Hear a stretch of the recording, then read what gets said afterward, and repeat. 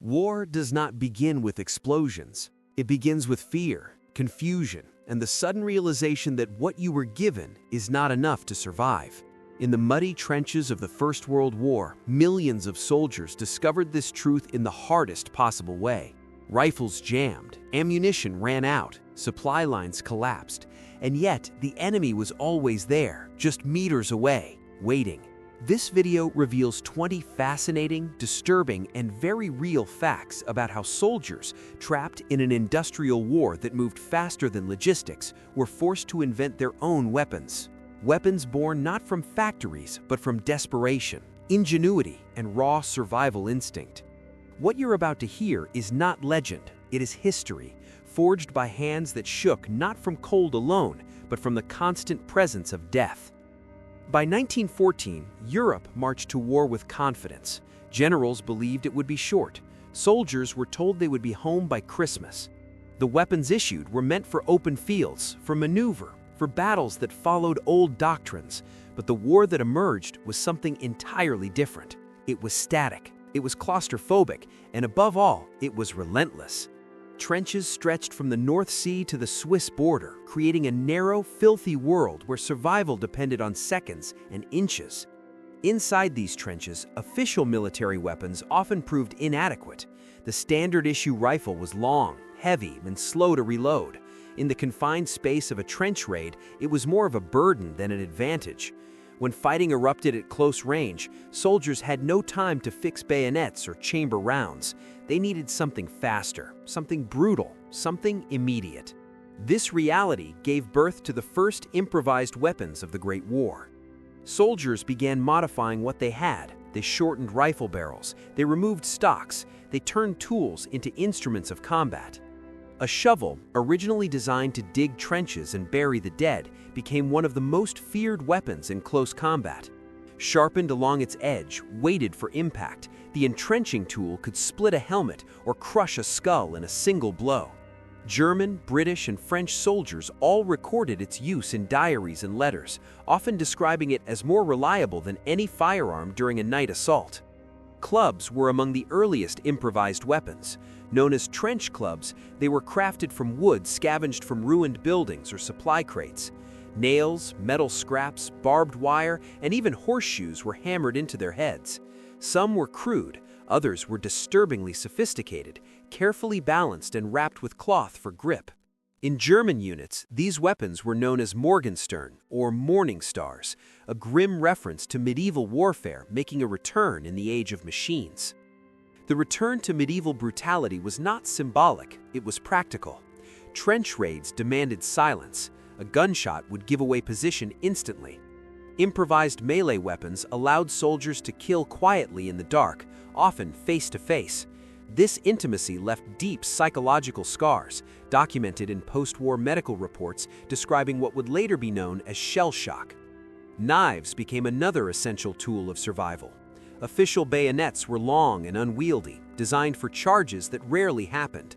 Soldiers began shortening them, grinding them down into stabbing weapons better suited for narrow corridors of mud and timber. Others crafted knives entirely from scratch, using broken saw blades, metal files, and factory scraps. These trench knives varied in design, but all shared one purpose: efficiency in close-quarter killing. One of the most infamous improvised weapons of the war was the knuckle duster knife. Combining brass knuckles with a short blade allowed a soldier to punch and stab in a single motion. Though later standardized versions were issued by some armies, the earliest examples were handmade, often forged behind the lines by blacksmiths or mechanically skilled soldiers. Grenades, too, began as improvised devices. At the start of the war, many armies lacked effective hand grenades. Soldiers filled tin cans with explosives, nails, bolts, and shrapnel, sealing them with wax or cloth. These early grenades were wildly unpredictable. Some failed to explode, others detonated too soon, killing the thrower. Yet necessity overruled fear. Men preferred a dangerous weapon to no weapon at all. British troops famously used jam tins to create makeshift bombs, earning them the nickname jam tin grenades. French soldiers used similar devices, while German troops quickly refined their own versions. These crude explosives eventually evolved into standardized grenades, but their origins were deeply improvised, born directly in the trenches. Firearms were not immune to improvisation. When machine guns jammed or overheated, soldiers sometimes modified cooling systems using water cans or cloth wraps. Snipers adjusted rifle sights with handmade tools to improve accuracy. Some units even altered ammunition, attempting to increase stopping power despite official prohibitions. Improvised flamethrowers also appeared in experimental forms. Before standardized models were issued, some German units experimented with pressurized fuel systems built from industrial equipment. These early versions were extremely dangerous, often exploding or igniting the operator, but they revealed a terrifying new way to clear enemy trenches. Beyond physical weapons, chemical improvisation played a role. While poison gas was officially deployed by military command, frontline soldiers sometimes experimented with irritants and smoke devices to blind or disorient the enemy during raids. These were crude, risky, and often illegal, but they reflected the same mindset: survival justified innovation. The environment itself became a weapon. Soldiers sharpened stakes and placed them in trench floors to impale attackers.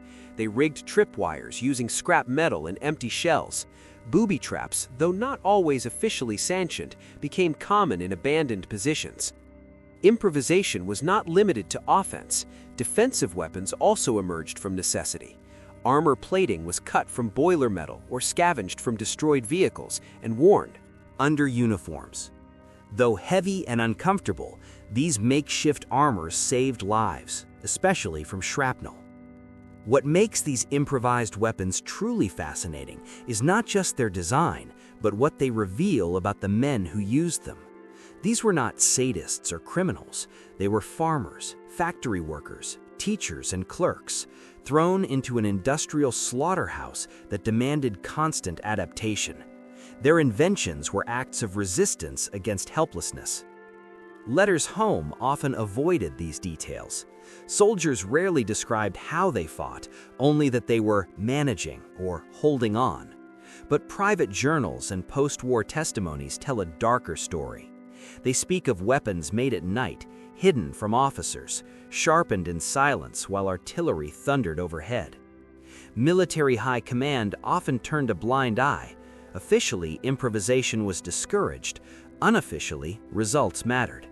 Units that proved effective were tolerated, even quietly studied. Some improvised designs eventually influenced official weapon development, blurring the line between innovation and desperation. As the war dragged on, the scale of improvisation grew. What began as individual survival tactics evolved into organized practices. Workshops near the front lines began producing custom weapons. Skilled soldiers were reassigned not to fight, but to build. This war is often remembered for its machines, tanks, planes, and artillery. But beneath the roar of engines and the thunder of guns was a quieter war, fought with handmade tools in the dark. A war where survival depended not on doctrine, but on creativity. These improvised weapons remind us that modern warfare did not erase the human element, it amplified it. In the absence of reliable equipment, men relied on their hands, their minds, and their will to live. And this is only the beginning. By the second year of the war, improvisation was no longer an exception. It had become routine. The trenches were living laboratories of violence, where every mistake was punished instantly, and every successful idea spread quickly through whispers, observation, and imitation. Soldiers did not wait for orders to innovate. They could not afford to.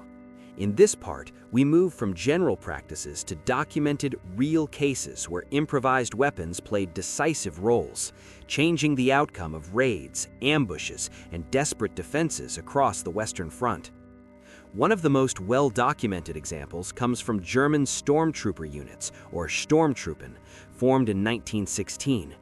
These elite assault troops were specifically trained for trench infiltration. Their doctrine openly encouraged the use of improvised and modified weapons. German field manuals described the trench as a place where firearms lose their dominance, emphasizing hand grenades, knives, clubs, and pistols instead. Many stormtroopers carried almost no rifle ammunition, relying instead on bags filled with grenades, homemade trench knives, and spiked clubs. British intelligence reports recovered after raids confirmed this. Soldiers described encountering German attackers armed with short blades, weighted clubs, and pistols, moving silently through communication trenches. The shock value was enormous. Survivors often reported that the psychological impact of these weapons was worse than artillery. There was no warning sound, no whistle, only sudden violence in the dark. British troops quickly adapted. One of the earliest improvised weapons officially acknowledged by the British Army was the trench club, initially tolerated and later indirectly encouraged. Units like the London Rifle Brigade documented the production of these weapons in unit workshops. Soldiers experimented with balance, grip, and weight, sometimes carving regimental insignias into the wood. These were not random acts, they were systematic responses to trench warfare realities. A famous account from a Canadian soldier during the Battle of Mount Sorel in 1916 described how his unit ran out of grenades during a counterattack. With no time to retreat, soldiers grabbed shovels, sharpened earlier for digging frozen ground, and charged into a German trench. The encounter lasted less than 10 minutes. The trench was retaken. Casualties were severe on both sides. In his diary, the soldier wrote that the shovel felt more honest than a rifle in that moment, a chilling reflection of how personal the fighting had become. Improvised grenades continued to play a critical role, especially early in the war. The French petard was initially a crude device, often assembled near the front using explosive charges wrapped in cloth and wire. French soldiers complained constantly about inconsistency. Some exploded late, some not at all. But in the chaos of trench fighting, even an unreliable grenade was better than none. Over time, frontline feedback influenced improvements, showing a direct link between improvisation and industrial production. The British jam tin grenade is another clear example. Before the Mills bomb became widely available, British soldiers relied on these improvised devices. 2 tin cans were used, one inside the other. The inner can held explosives and shrapnel. The outer can provided fragmentation. A fuse was inserted manually. Lighting it required calm hands under fire. Despite its dangers, the jam tin grenade became a symbol of early British trench warfare and was used extensively during battles like Neuve-Chapelle. Improvised weapons were not limited to hand-to-hand combat. Snipers, often operating independently, became masters of adaptation. Some modified rifle stocks to better absorb recoil. Others adjusted sights using makeshift tools scavenged from broken equipment. There are recorded cases of snipers using pieces of wire, coins, and even bone to tune their weapons. These small changes improved accuracy just enough to make a deadly difference. One particularly striking case involves an Australian sniper near Pozieres. According to battalion records, he modified his rifle by attaching a homemade periscope system, allowing him to fire from below the trench line without exposing himself. While periscope rifles later became standardized, early versions were often improvised using mirrors from shaving kits and scrap wood. These devices saved countless lives by reducing exposure to enemy fire. Improvisation extended into explosives and traps. Booby traps became increasingly common as trenches changed hands repeatedly. Soldiers rigged abandoned dugouts with grenades attached to tripwire made from communication cable or barbed wire. These traps were crude but effective. Medical reports frequently mention unexplained explosions long after an area was considered secure, a grim testament to these hidden weapons. German engineers documented similar practices on the defensive side. In some sectors, wooden boards embedded with nails were placed at the bottom of trenches to injure attackers who jumped in during raids.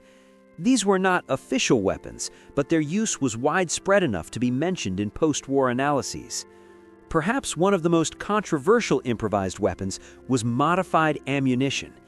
Despite official bans, soldiers on all sides experimented with filing down bullet tips or altering cartridges to increase stopping power at close range. These modifications often violated the Hague Conventions, but enforcement was inconsistent. In the trenches, legality mattered far less than survival. Flamethrowers, while eventually standardized, began as experimental and often improvised weapons. Early German versions were adapted from industrial flame devices used for clearing brush. Operators frequently complained about leaks and instability. Accidents were common. Yet the psychological impact was devastating. British accounts describe entire trench sections abandoned after a single flamethrower attack, even when casualties were limited. Improvised armor is another lesser-known aspect. Soldiers, especially machine gunners, faced extreme exposure. Some began wearing metal plates cut from boiler steel under their uniforms. Others stitched layers of leather and fabric together for protection. These makeshift armors were heavy and uncomfortable, but they reduced shrapnel wounds. Medical data later confirmed a lower incidence of fatal injuries among soldiers using such protections. What emerges from these cases is a pattern. Improvised weapons were not acts of madness or cruelty. They were logical responses to a battlefield that defied traditional military planning. Soldiers adapted faster than institutions. Innovation flowed upward, from the trenches to command, not the other way around. High-ranking officers often learned about these weapons only after seeing their effects.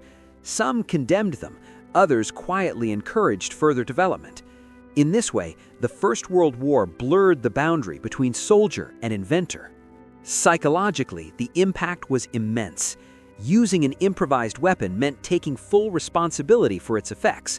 There was no distancing mechanism, no mechanical abstraction. Many veterans later described these encounters as the moments that haunted them most. Post-war psychiatric evaluations frequently reference memories of close combat using knives, clubs, or tools, linking them directly to long-term trauma. And yet, these same veterans also credited improvised weapons with saving their lives. Without them, many would not have survived trench raids or sudden attacks.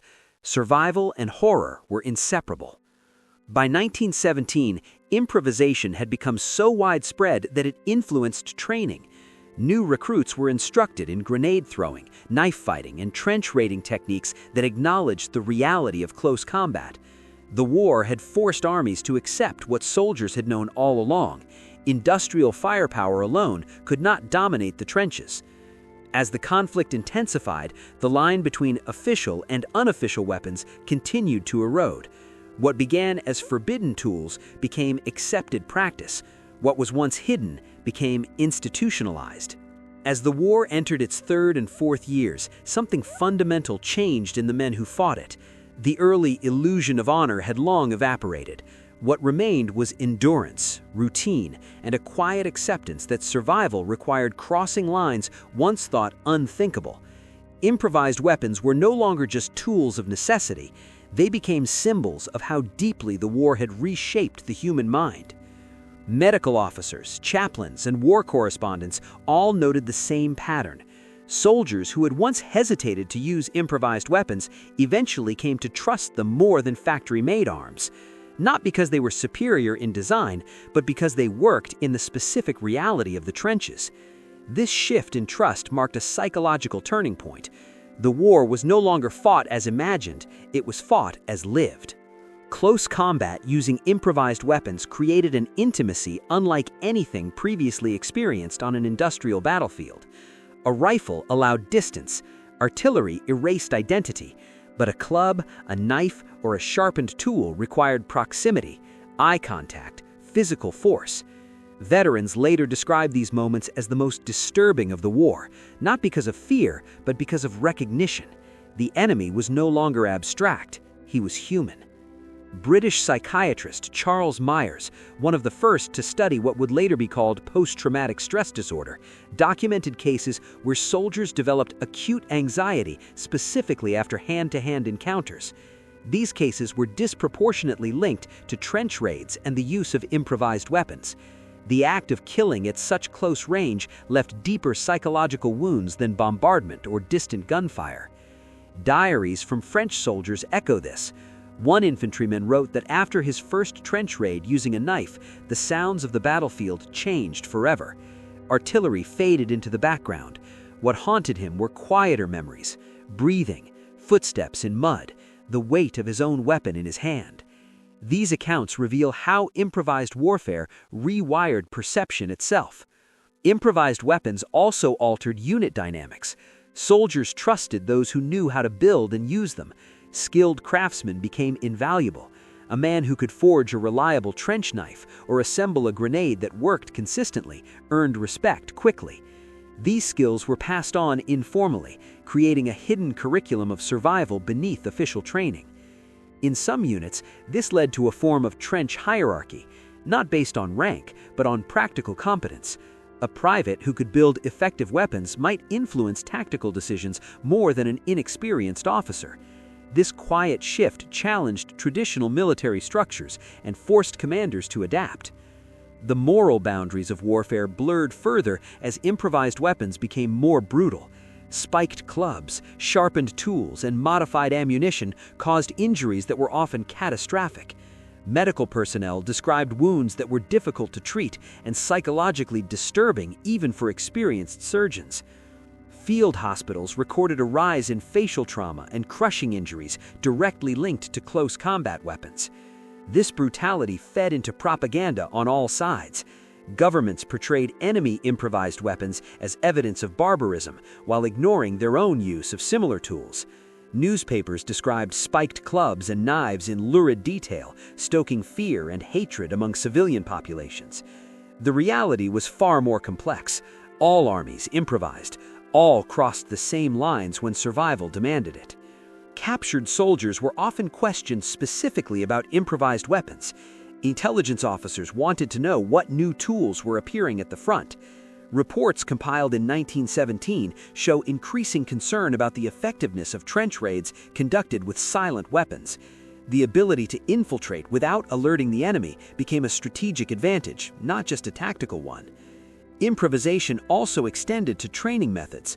Soldiers practiced silent killing techniques using sandbags, wooden dummies, and mock trenches. These exercises, rarely documented officially, were remembered vividly by veterans. Many later described them as moments when they realized the war had stripped away any remaining illusion of restraint.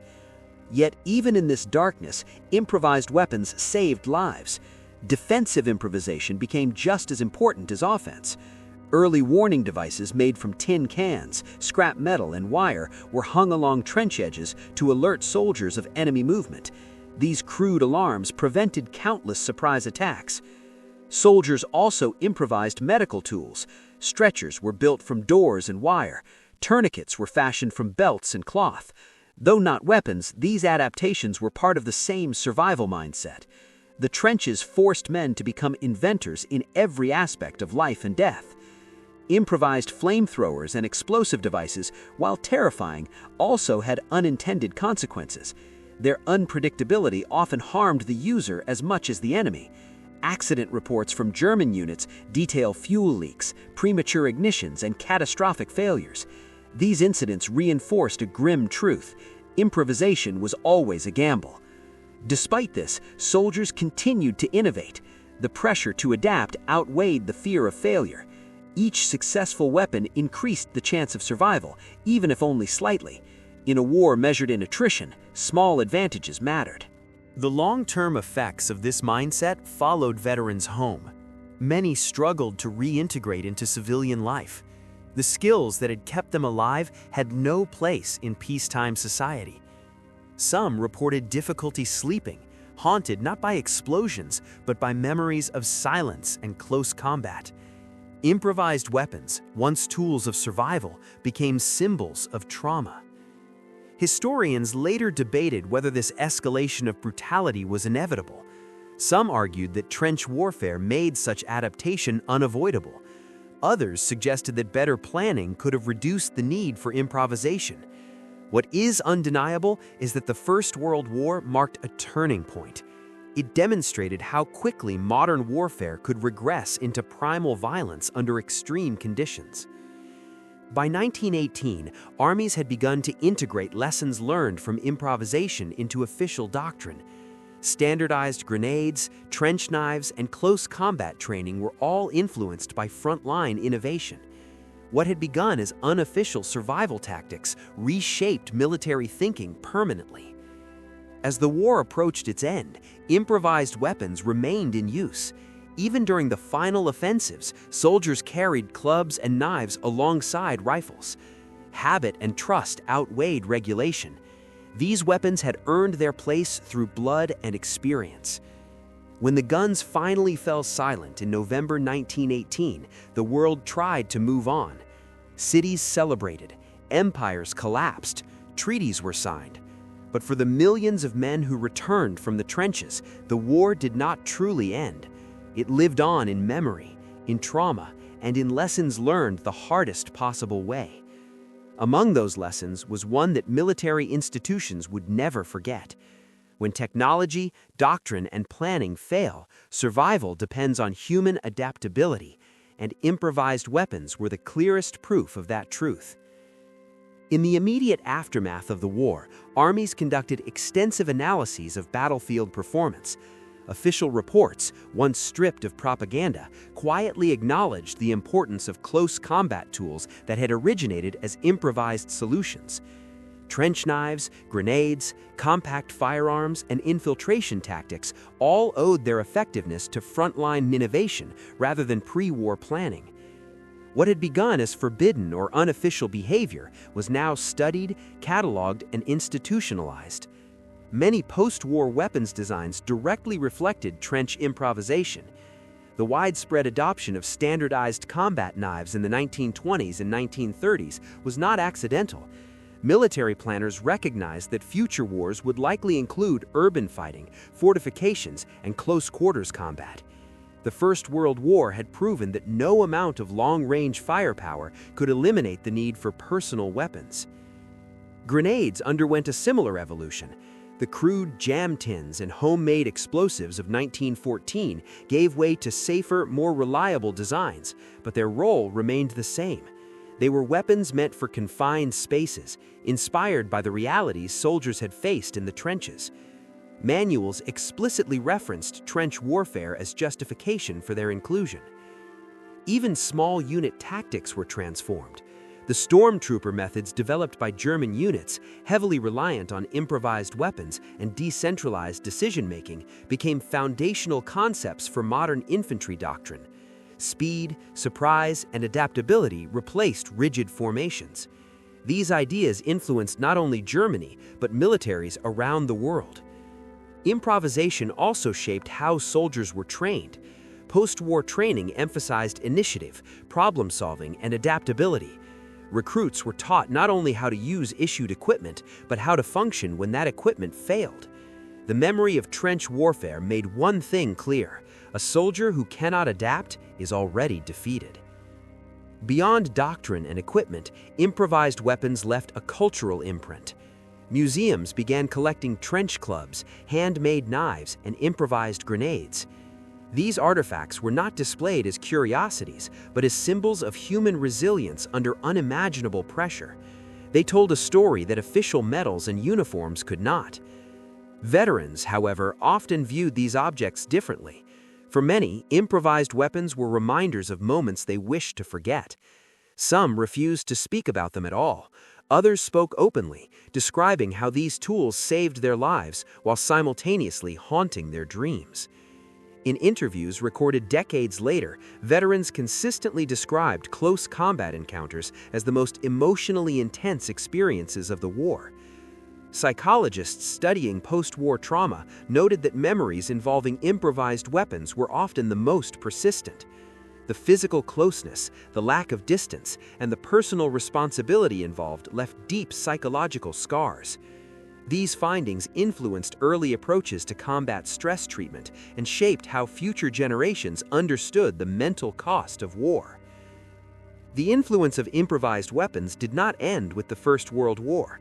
During the Second World War, soldiers once again adapted tools and environments into weapons, especially in resistance movements and urban combat. In many ways, they were following a path first carved in the mud of the Western Front. Partisan fighters, commandos, and special forces all embraced improvisation as a core principle. The idea that a weapon could be created from available materials became central to unconventional warfare. Manuals on sabotage and guerrilla tactics explicitly referenced lessons learned from earlier conflicts, including trench warfare. Even in modern conflicts, the legacy persists. Improvised explosive devices, though vastly different in scale and technology, reflect the same fundamental principle. When conventional means are insufficient, humans will innovate. The moral and strategic debates surrounding these weapons echo those first encountered during the Great War. This raises an uncomfortable truth. Improvised weapons are not anomalies, they are inevitabilities. Wherever there is war, scarcity, and human ingenuity, improvisation will follow. The First World War did not invent this reality, it exposed it on an unprecedented scale. Looking back, it's tempting to judge the brutality of trench warfare from a safe distance, to label improvised weapons as barbaric or excessive, but such judgments often ignore the conditions that created them. Men did not invent these weapons out of cruelty, they did so because the alternative was death. The trenches stripped war down to its core. There was no glory in mud, rats, gas, and constant shell fire. Improvised weapons were not symbols of savagery, they were symbols of survival.